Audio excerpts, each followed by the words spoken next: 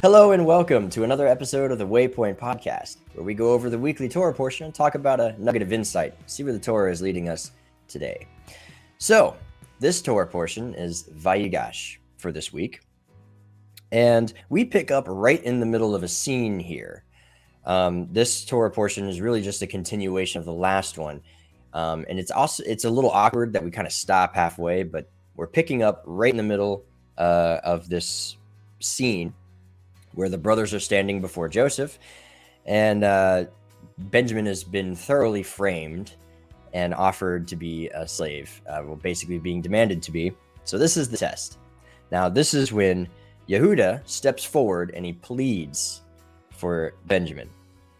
And so that's how our Torah portion opens, is with this wonderful speech. Yehuda really steps forward and he uses very harsh language. In the Hebrew, you can tell he's actually being very blunt, with essentially the second highest authority in all of the land of Egypt, and arguably in the world at this point. And so he is really sticking his neck out there, and he's kind of got nothing else to lose. At least that's the way that he sort of offers himself here. And I like that word. He's really offered himself up here. So the speech works. It works. It does its magic, and Joseph can't handle it anymore. And he breaks down and he reveals himself to his brothers after making sure nobody else is in the room. But it kind of doesn't matter because the the weeping is loud enough that all Egypt hears it anyway. But moving on, it's a very beautiful, very, very beautiful portion, and I'm sure many of you are very familiar with it. And so he sends his brothers to go gather his father, Jacob. And so they eventually come to Egypt and meet with him there. When Jacob arrives in Egypt, he blesses Pharaoh. He's very thankful. And then the famine gets much, much worse. And Joseph and his leadership in this particular portion of the famine is incredibly important. And he does a really good job, as he usually does. He excels wherever he puts his hand. And that's kind of where the portion ends for this week. So there's a lot going on, but there's also not a lot going on. We spend a lot of our time and focus in a particular area of thought. It's the theme here in this Torah portion. And my compatriot Bradley is going to expound on that. And he's going to show us exactly what the Torah portion is trying to tell us here for this week. So without further ado, I'm going to hand it over to him. And I hope you enjoy the episode. Thank you for joining us.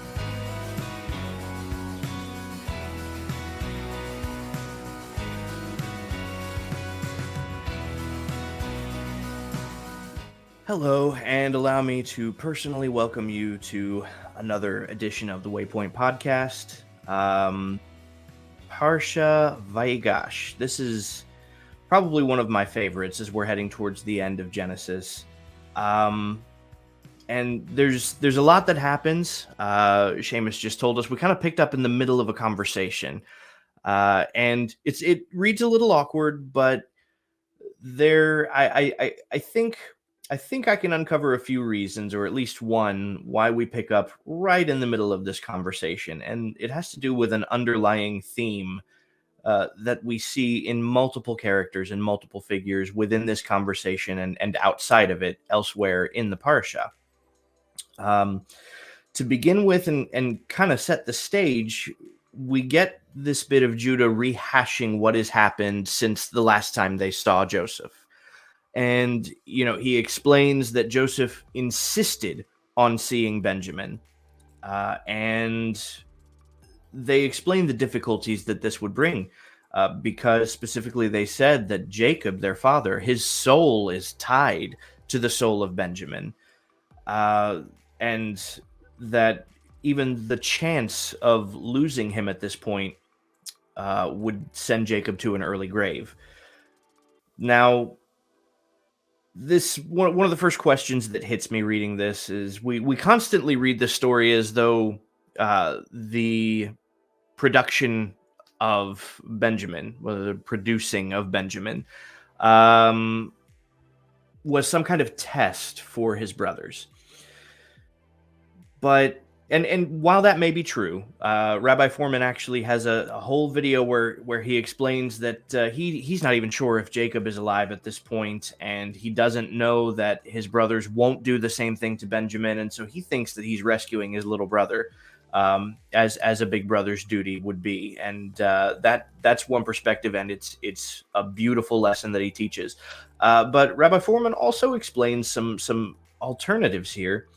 And one of the questions that comes up is, who is this really a test for? Now, we've mentioned Joseph doesn't know necessarily that Jacob is still alive, but he's got the word of his brothers here. Now, he doesn't trust his brothers. Why would he? But they do attest that their father is still alive. And at this point, we don't even know really what Joseph's feelings towards his own father are at this point. As far as we know, as far as we read in the story up to this point, Jacob is the one who sent him to go find his brothers. And as far as Joseph knows, his father never went looking for him. So there's complexity here that we're not really exploring based on things that we're not told in the text. So why send for Benjamin? Why insist on producing Benjamin? Who is this a test for? I would say it's actually more of a test for Jacob. It's a test to see how much, in a way, he still trusts the older siblings. If he trusts them enough to take care of Benjamin, the same way that he apparently had trusted them to take care of Joseph. And in that aspect, it still acts as a test for the brothers, because we're seeing, will they take care of Benjamin better than they took care of Joseph? But so that kind of sets our stage here. When we fast forward in the Parsha, we get our heroic statement from Judah. Right? This is after Benjamin has been framed, and they're essentially pleading for Benjamin's freedom at this point. And Judah says that Joseph can take him. This is obviously before they know who Joseph is. And Judah volunteers himself because he says his reasoning, if you look, has nothing to do with feeling sorrow for what they did to Joseph. Right? Now, that may be implied because, again, remember before, Judah was the first one to acknowledge that Joseph was a brother of theirs, right? And he didn't want any part in the bloodshed of Joseph from that point. But at this point, Judah has no idea what became of Joseph. But Judah steps in, again, as the hero here, and does the right thing and says, I'll stand in the boy's place. But his concern is not, again, it's not because of what he did to Joseph. His concern is for his father. His concern is, he says, I will not go up to my father if the boy is not with me. Let me not see the misery that will befall my father. He's essentially refusing to send his father to an early grave. He won't allow this to happen. He's already seen his father suffer that much once. This, I think, is the main point we get from the Parsha, and we can see this continue throughout, and again in other characters, is the importance of the relationship with the father, right? When we look forward, even when Jacob finally receives the news that Joseph is still alive, and this would be in chapter 46, starting in verse 1, it says, And Israel and all that was his set out and came to Beersheba. So before even traveling to Egypt, he made sure to stop by Beersheba first. And he slaughtered sacrifices to the God of his father Isaac. Now, this is an important thing, and there are numerous commentaries on this. But it doesn't say that he sacrificed to the God of his forefathers. It doesn't say that he sacrificed to the eternal, right? It doesn't use any of the nomenclature or the description that we could have used. Specifically, it names Jacob's father Isaac. And one thing Rashi points out is that it's imperative to render honor to one's direct father more so than their grandfather. And I can see a number of reasons for that. But more than that, we see that Jacob went out of his way to go to Beersheba. Now, we know that Isaac also offered sacrifices here. And that goes a little ways back in Genesis. Genesis 26, so 20 chapters ago, to be exact, when Isaac offers sacrifices in this exact same place. So Jacob is rendering honor to his father and appealing to God the same way that his father did. And this is all just before going to see Joseph in Egypt. And so what we see beyond this is that God comes to Jacob in a vision. This kind of ties Jacob and Joseph together, right? We forget that Jacob throughout his journey has a number of visions. So it almost seems like this idea of visions is a hereditary trait in this family. Not only did Joseph have them, Joseph is famous for having them, right? That's the one we remember in the Bible, the one who had dreams, but Jacob also had dreams. And this one's a little more direct. Everybody's familiar with the vision of the angels and the ladder, but this one's a little more direct. And God says to him, I am God, the God of your father.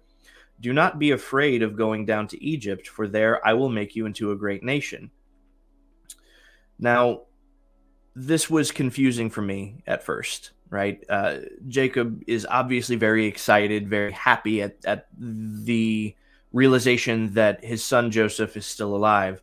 And so in celebration, he goes and offers sacrifices to Hashem. But then God says, don't be afraid of going. And why is that? Why would that be? What does this bond between Joseph and Jacob mean for the future? And ultimately, one of the commentaries says that Jacob is understanding at this point that Joseph being in Egypt and them now journeying to Egypt means that the bondage of his people that was prophesied to Abraham is now beginning. So this would obviously be a very frightening thing to Jacob. But even here, God, the eternal Father, is promising to be with Jacob and even to multiply his people at this point.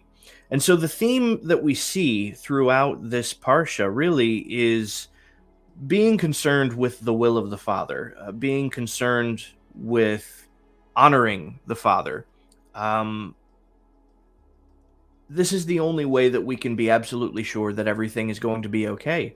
For my students of Tanya, I think it's around chapter 20, we read about how sin separates us from God, and things like idolatry are just far too great of a separation. It's the point where people would rather die than commit idolatry.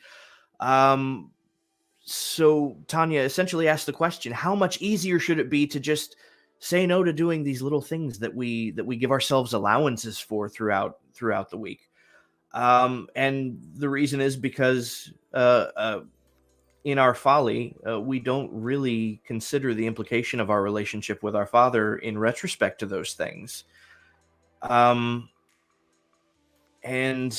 unfortunately, that leads us to places that we don't want to go. Now, Hashem still works these out for our favor, and ultimately, everything's worked out to his will. But that doesn't always look like we think it might, especially in the case of Joseph. If we think about this, right, he had a vision of what his life would ultimately be like in the future. He had a vision of his brothers and his mother bowing to him, and his father also. And I think, looking back on it, he would have avoided all of the things that led up to that happening. It happened. Right, what he saw for his future ultimately did happen, but it came at a cost, and it came at much suffering. And a lot of that suffering was not to his own doing, but it still came about as a result of a lack of concern for the will of the Father. So that's my takeaway from the Parsha this week. It's important. It's very important that we constantly concern ourselves with the will of the Father. It takes a lot of self-awareness, but this is the only way that we can progress in our life to be the best us that Hashem wants us to be. And with that, I will hand it back to Seamus. Oh, hello there. Me again. And thank you once again, Bradley, for that wonderful lesson. I hope the lesson has blessed you. And now for my final thoughts. And I would actually like to take a page out of my compatriot Brad's book here. Usually he likes to go over the Haftarah for his wrap it up at the end here. And so I'm going to do exactly that.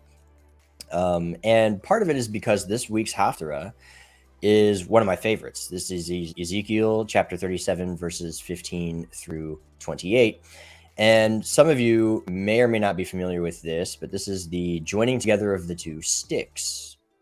I'm going to read to you just the opening verse of this Haftarah here, rather the opening two verses. And the word of Hashem came to me saying, and this is to Ezekiel, "You, son of man, take one stick and write on it for Yehuda, for Bnei Yisrael joined with him. And then take another stick and write on it for Yosef, the stick of Ephraim, and all the house of Israel joined with him. Join them one to another for yourself as one stick, so they may become one in your hand." Now, essentially the two sticks, one says for Yehuda, and the other one says for Joseph. Now Yehuda represents Bnei Yisrael, and Yosef represents the stick of Ephraim, and those associated therein. And he puts them together in his hand, and they miraculously become a single unified stick. Not two separate sticks joined together or wrapped together, but a single unified stick. Much in the same way that if you imagine two candles with two flames, you pull the flames together, you don't have two separate flames. You actually have one flame with two wicks. But the flames themselves are indistinguishable. They become a single flame. And even in the Hebrew there, it uses a very interesting word. The Hebrew for echad, one, is pluralized in this particular case. And so it becomes echadim, which is actually in the perfect tense, which means that they are perfectly one, as though they were never two sticks to begin with. And that's the miraculous nature of it, that the language there is very strong. And it's the unification. This is the new covenant. This is the picture of the new covenant. And the reason this Haftarah is chosen in conjunction with this portion is because we have Joseph and Yehuda coming together and becoming a family again. And Joseph is representing essentially the nations, the whole rest of the world. He's essentially been king, second only to the king, for the rest of the world. And Yehuda steps forward as the leader of the tribes of Israel. And they come together and they are reunified as a single family, and they become one. And that is the central message of the new covenant. That's really the goal. And that can only happen when both parties are focused on the will of the Father, in this case, the Father in heaven. The direct object lesson for us is the will of the Father. They're both parties in the Torah portion are worried about their father Jacob in a very physical sense. That's what they are focused on. That is what they are worried about.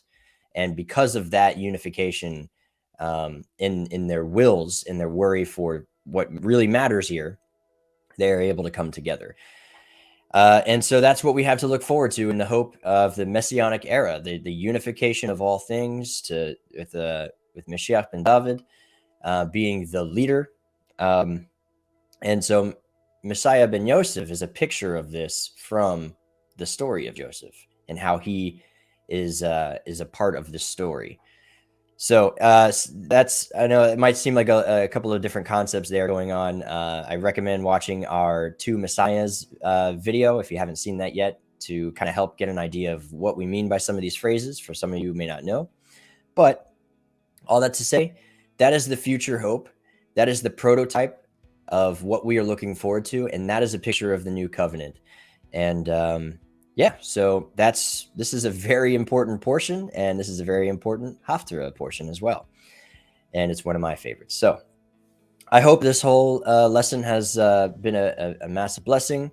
It has for me. I love reading these particular Torah portions this time of year, especially. This is one of my more favorite holidays. And so without further ado, have a wonderful rest of your week. And tonight begins the 8th night of Hanukkah. So Chag Sameach to all of our Hanukkah celebrators.